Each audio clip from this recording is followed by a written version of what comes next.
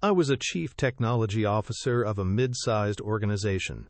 Now, I am starting a new chapter in my life. In today's video, I want to share something a little more personal. I will share my career journey. You will learn about some of things I did right and some of the things I did wrong. It may help you understand where you have gaps in pursuit of your own aspirations. There are things I had to learn and things I had to unlearn. Here's the unfiltered story. I studied computer engineering in college. I spent the first 6 years of my career as a developer. And I'll be honest with you, I don't think I was a very good one. I watched my peers get promoted ahead of me. And I started to wonder if this was really the path for me. Because I didn't enjoy what I was doing, I wasn't motivated. I spent my energy on a life outside of work. Work was just a way to pay the bills. Then something happened. Call it luck, call it fate. I left to go to a smaller site. It was a very different environment. This site had either senior-level staff or junior-level staff, but no mid-level staff. My experience level landed me right in the middle. And suddenly I was the natural candidate for management. Just like that I was a manager, and that's when I discovered something I didn't expect. I was actually quite good at making PowerPoints. I could make the graphics stand out. I could tell a story. I could take the very complicated technical material, the stuff I was never really strong at myself, and translate it into terms anyone could understand. I knew just enough to follow along, and just enough to communicate it clearly. Within 18 months I was in middle management. I was 30 years old. Because of my performance, I was sent to headquarters to assist executives at the highest level. I was working on initiatives, the very abstract, strategic projects thought of by the executive leadership team. Corporate audits, talent programs, outreach programs. It was a unique kind of exposure, though I was probably too young at the time to fully absorb everything I was seeing. That was my first real glimpse of the C-suite. And that's when I learned something important about myself. I was very good at running with abstract ideas, especially when the success criteria was only vaguely defined. Somehow I managed to impress the CTO, and he offered me a position working directly under him. This time the success criteria was still vague, but learning the technical aspects of what I needed to know was real work. Cybersecurity, cloud computing, big data, agile development. Most of it completely new to me. I was frantic trying to catch up. I had no background in any of these areas. I managed projects, led initiatives, and did the things I used to hate. Meetings all day. Chasing status updates. Trying to understand what that status actually meant. I was what I call a pass-through manager. I didn't add a lot of value. I was passing information. But I kept at it. Until everything made sense. I would start to ask questions. I would start to challenge the results. With time, it got easier and easier.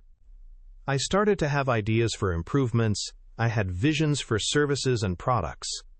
My claim to fame was that I managed to build a cybersecurity product at a company that doesn't build products.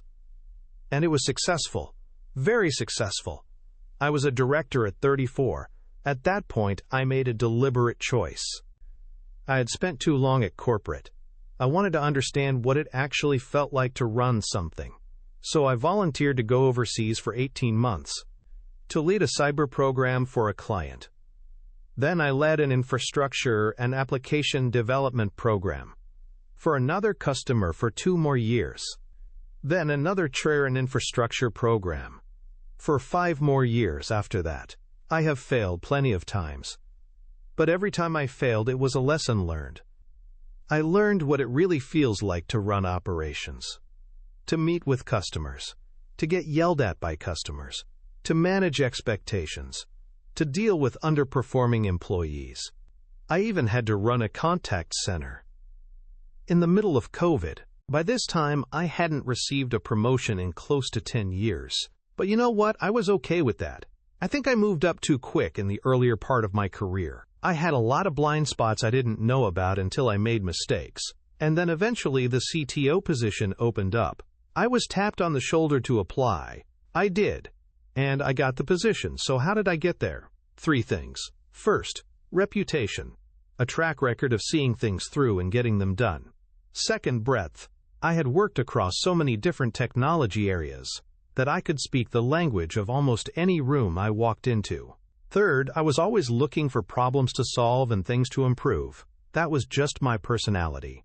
But getting the job was only half of it. There were things I had to unlearn. I had to stop trying to understand every detail myself.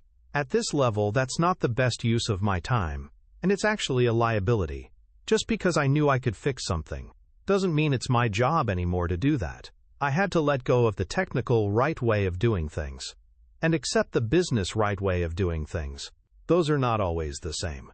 And learning to tell the difference took longer than I expected. And what I had to learn?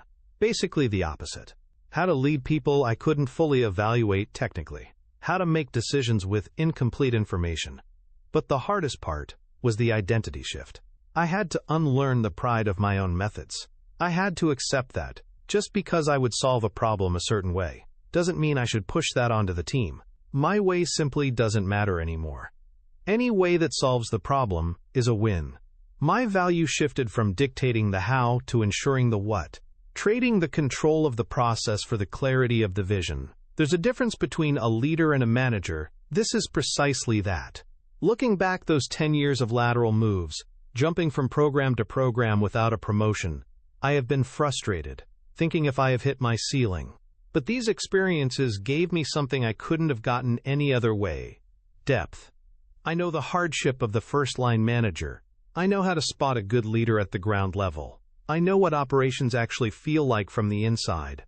One could say I slowed down my career. I'd say I built something more durable. I remember something Steve Jobs once said: "The best managers are not the career managers. They're the ones who didn't set out to become one, but ended up in that seat because they were the ones who could actually do the job." That one stuck with me all these years. And I try to find those people to manage things for me. I never aspired to become a CTO, yet by the time I got here, it felt right. If you enjoyed the video and would like to hear more stories and lessons from the executive world, let me know in the comments. There's a lot more to explore. Thanks for watching, and I look forward to continuing the conversation with you.